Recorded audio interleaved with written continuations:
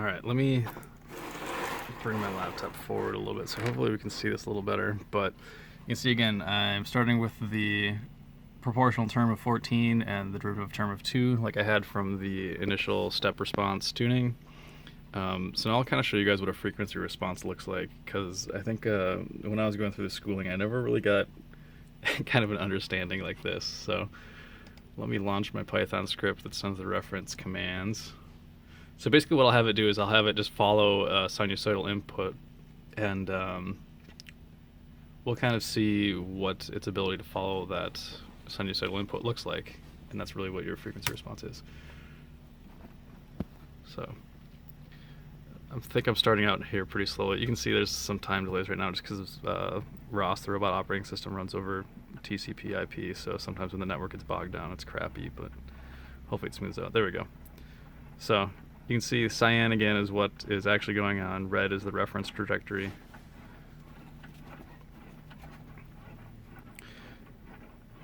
Now you can see the magnitude of the cyan curve is still pretty good through here.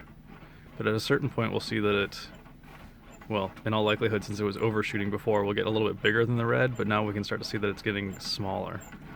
So the frequency at which this thing's going, where it's that blue curve starts to get larger than the red curve, is the frequency that you'll see as a resonant peak. And here it's actually doing a pretty good job considering it's starting to go fast, but okay, here you go. You can see the cyan curve is starting to get smaller and smaller with respect to the red curve. So you can see the gain of our system is going down as frequency increases, and this is really what you're seeing on a Bodhi plot. As it gets faster and faster, it's going to keep getting smaller and smaller.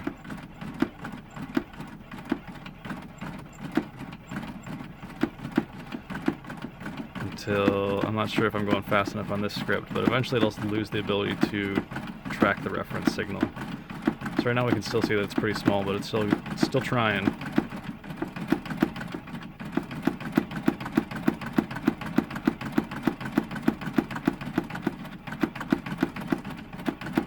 The gain's getting pretty small now with respect to the reference input.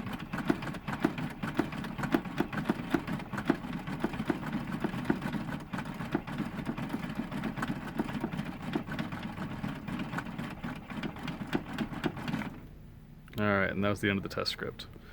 So I basically have to run it for a certain amount of time to get the frequency resolution that I want from the Fourier transforms that I'm running.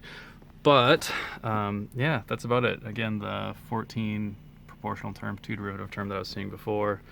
And again, it's just standard position control. So you can see it moving the head back and forth. The encoder follows.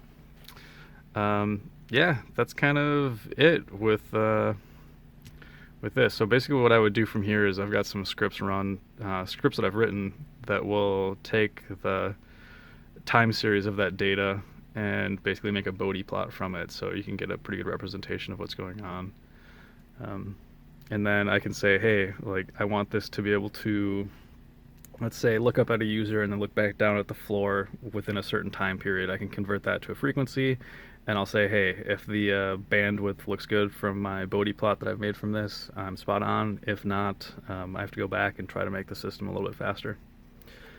So that's kind of what I've been doing for the robot here, is going back and forth between time domain and frequency domain tuning for just our standard PID classical control loops.